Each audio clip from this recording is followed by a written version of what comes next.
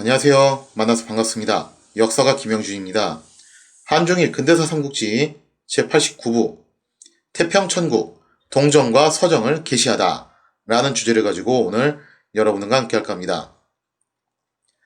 1860년 5월 태평천국군의 대공세로 강남 대영이 붕괴됨에 따라서 그간 청 제국이 심혈을 기울여서 만들었던 난징 포위망은 수포로 돌아가게 되었죠. 물론 청 조정은 두 차례에 걸쳐 강북 강남 대영이 붕괴됐다는 소식을 듣고 나서 그야말로 대경시색할 수밖에 없었습니다. 왜냐하면 지금 아직 제2차 아편 전쟁이 진행되는 과정이었거든요. 북경 앞에 떡하니 영과 프랑스 군대가 진을 치고 있는 그런 상황이었는데 지금 여기서 제2차 강북 강남 대영이 완전히 아작이 나버렸다. 그러면 남방 지역도 지금 위태위태한 상황이 될 수밖에 없다는 거죠. 자, 그래서 청 조정은 도대체 일이 이 지경이 되도록 증국본의 상부는 뭘 하고 있었냐 하면서 증국본에 대해서 집중 포화를 날리기 시작해요. 하지만 반대로 뒤집어서 생각해보면은 현 시점에서 장강 이남의 태평천국 문제를 맡길 만한 사람은 역시 또 증국본밖에 없다는 거죠. 정말 상황이 고약하게 흘러가게 된 거거든요. 게다가 당시 청 조정은 제2차 아편 전쟁으로 인해서 지금 눈앞에 있는 영프 연합군을 상대하기도 벅찬 상황이었습니다. 이런 판국에 증국본한테 문책을 할 수도 없는 상황이라는 거예요. 정말 상황이 고약하게 흘러가는 거죠.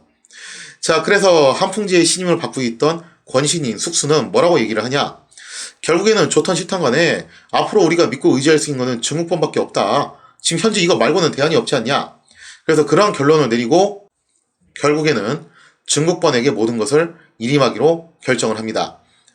자, 그래서 1860년 8월에 안칭을 공략하고 있던 증국본은 마침내 장강 이남의 모든 군권을 통괄하게 되는 흠차 대신에 임명이 되었다는 거죠. 그러면서 증국본은 오랜 세월 동안 존버 끝에 드디어 자신의 야망을 위한 첫 풍운의 일보를 내딛게 되었다는 거예요. 하여튼 진짜 살아남는 자가 이기는 거라고 끝까지 버텨가지고 증국본이 이 위치까지 올라오게 된 거죠. 한편 태평천국 군부의 실세인 영왕 진옥성과 충왕 이수성은 차후 태평천국의 방략을 의논하기 시작합니다. 앞으로 태평천국이 어느 쪽으로 가야 될 것이냐 그 점을 이제 서로 논의하게 되는데 진옥성은 이렇게 주장해요. 본래 이 전쟁은 석달기의 시절부터 꾸준히 어느 쪽으로 방향을 잡고 있었냐면은 장강을 따라서 서진하는 것이 목적이었다. 특히 지금 안칭이 증국본의 상군에게 포위를 당해서 고립된 지 오래인 상태인데 일단은 서진을 해가지고 안칭부터 구원을 해야 되는 거 아니냐 라는 것이 진옥성의 주장이었어요. 하지만 이수성은 뭐라고 또 이제 얘기를 하냐면은 지금 서정보다도 거꾸로 동정을 가는 것이 더 옳다. 왜냐? 아직 전하가 많이 미치지 않은 절강성의 해안 지역을 점령해야지만이 장지전에 대비할 수 있고 바다로 빠져나가야지만이 보다 더 많은 물자와 영역을 확보할 수가 있다는 거예요. 무엇보다도 이 바닷길을 통해서 서양 세력과 나름의 교류를 한다면은 이 또한 분명히 태평천국에게 도움이 될 거다라고 주장을 했다라는 거죠. 자, 진옥성과 이수성은 본래 같은 고향 출신의 선후배 관계예요. 이수성이 선배격이었는데 두 사람은 비슷한 시기에 태평천국에 들어와서 군공을 세워가지고 역시 비슷한 시기에 왕작을 받게 됐죠. 그러면서 현재 군의 실세로 군림을 하고 있는 상태였습니다. 자, 진옥성은 과거 우창 공략할 당시 기억하시는 분들 계실 텐데 야간에 깜짝 성벽 등반 작전을 통해 가지고 우창을 점령했던 그런 커다란 성공을 달성한 인물이었죠. 반대로 이수성은 이번 항저 공략전에서 큰 성공을 거두면서 제2차 강남 대영을 붕괴시키는데 굉장히 큰 공을 세운 인물이었습니다. 아무래도 각기 성공을 얻은 루트가 진옥성은 서쪽이었고 이수성은 동쪽이었다는 거예요.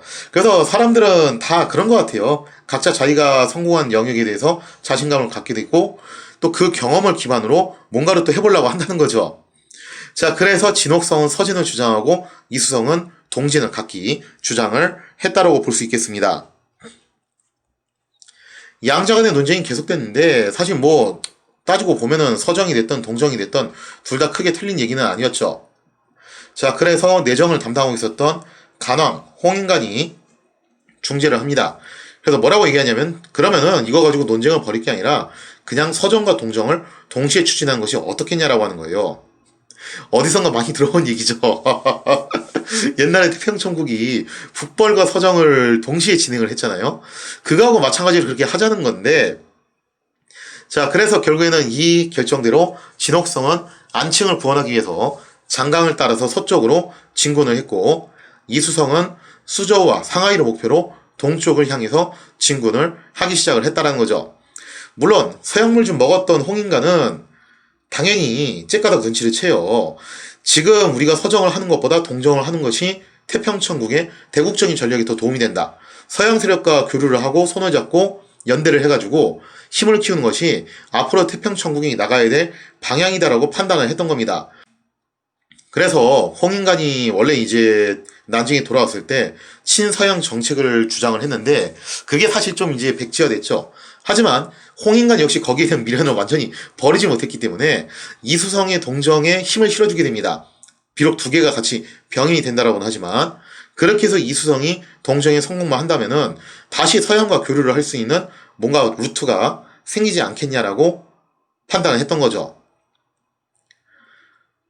자, 그래서 이수성이 목표로 삼고 있었던 곳이 바로 상하이였는데, 상하이, 지금 상하이라고 하면은 경제 중심지죠.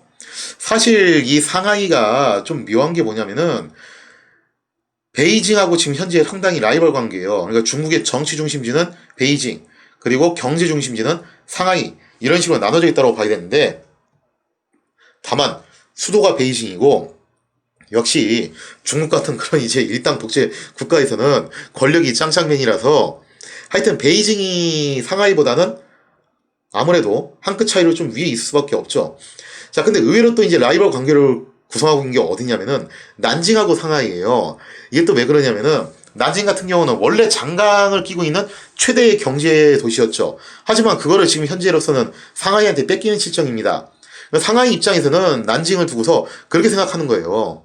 저것들은 뭐 별것도 아닌 것들이 어디 뭐 옛날 경제 중심지 그 얘기 가지고서 우리 상하이한테 덤벼드냐, 우리 상하이한테는 잽도 안 되는 것들이, 상하이는 이렇게 생각하고 난징은 난징대로 또 뭐라고 생각하냐면은 저런 근본 없는 것들이 갑자기 좀 돈 좀 벌었다고 졸부좀 됐다고 전통적인 이 고도를 갖다 무시를 해.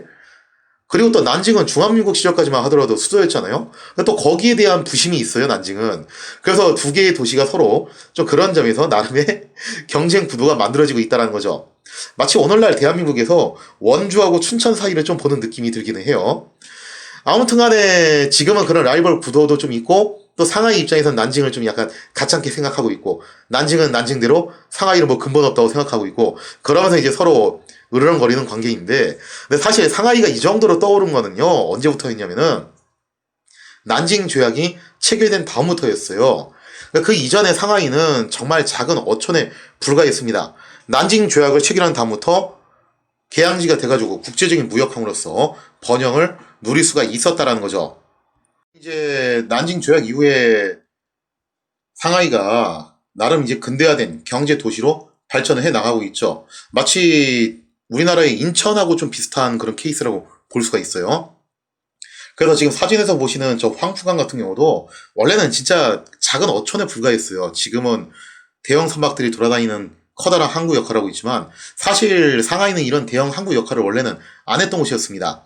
아무튼 이렇게 해서 상하이가 떠오르고 있던 찰나에 여기서 한 가지 이제 이변이 발생을 하게 되는데, 당시 과거로 조금 이제 시간을 조금 과거로 돌리자면은 태평천국이 난징에 입성했을 때 그때 상하이에서도 커다란 무장 봉기가 일어나게 됩니다. 상하이에서도 반청복명, 즉 청을 몰아내고 명을 복귀하자라는 기치를 내세운 소도회라는 반군 집단이 무장 봉기를 일으켜서 상하이 현성을 점령을 했다는 거죠. 뭐 반청복명이라고 하지만 좀 정확하게 말하면은 한족 부흥을 외쳤다라고 보는 게 조금 더 정확하겠죠.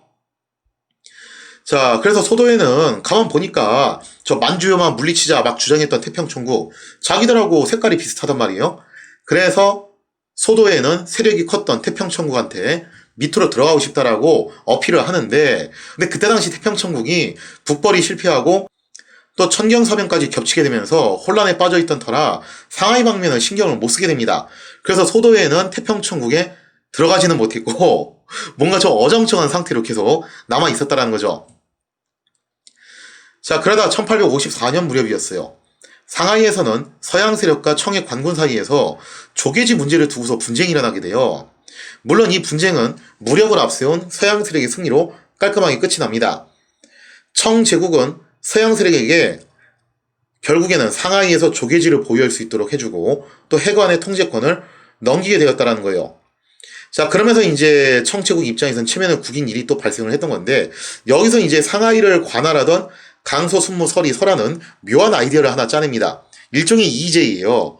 그래서 뭐라고 이제 서양 세력들한테 얘기를 하냐면은, 지금 상하이의 현성에서 무장 동기를 일으킨 소도회가 존재하는 한 상하이에서 서양 세력의 이권이 보장되기가 어려울 수가 있다. 불안 요소가 분명히 있다라는 거예요. 그러니 저거 당신들이 어떻게든 처리를 해야 되는 거 아니겠냐.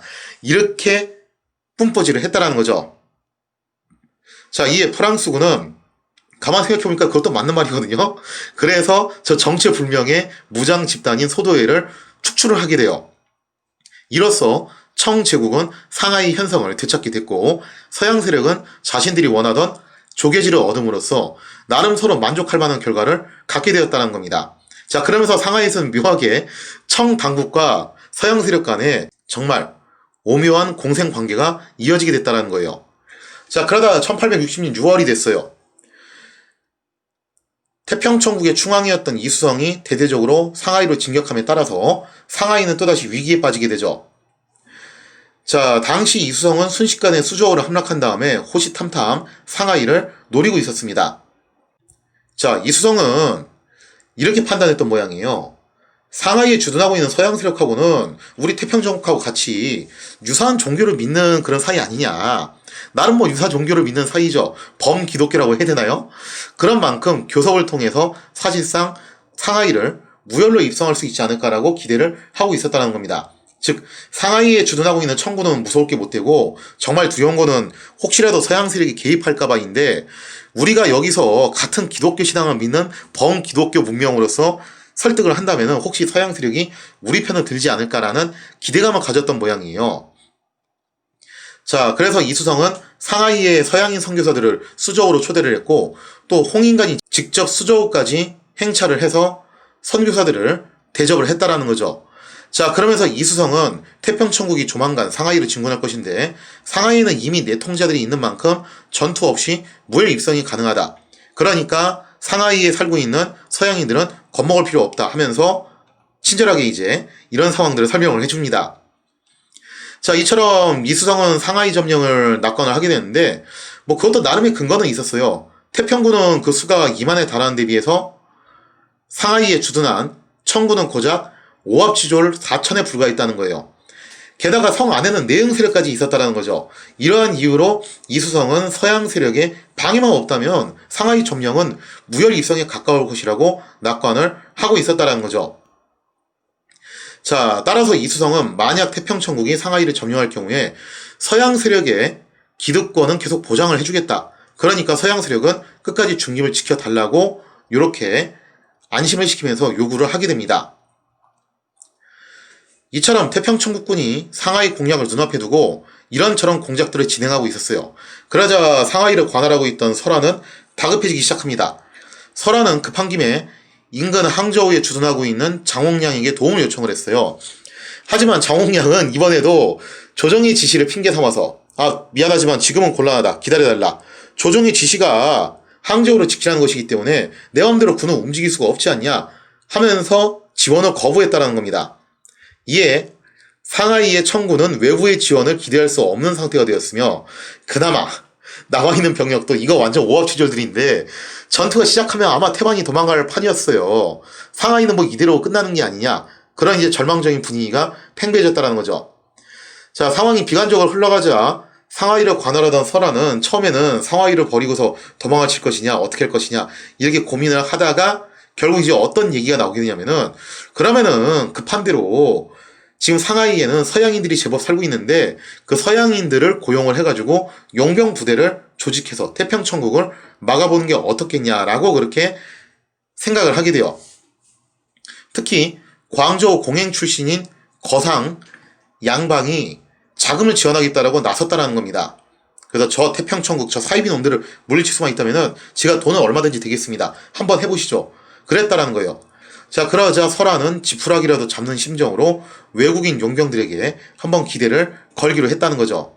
자, 그래서 설아는 해적 토벌로 명성이 높았던 미국인 워드 선장, 이 워드 선장에게 의뢰를 맡게 됩니다. 이제 상하이의 운명은 워드 선장이 모아온 외국인 용병들의 손에 달리게 되었으니 과연 서양 용병단은 태평천국의 공격을 저지할 수 있을 것인가? 거기에 대한 이야기는 다음 시간에 이어서 계속하도록 하겠습니다.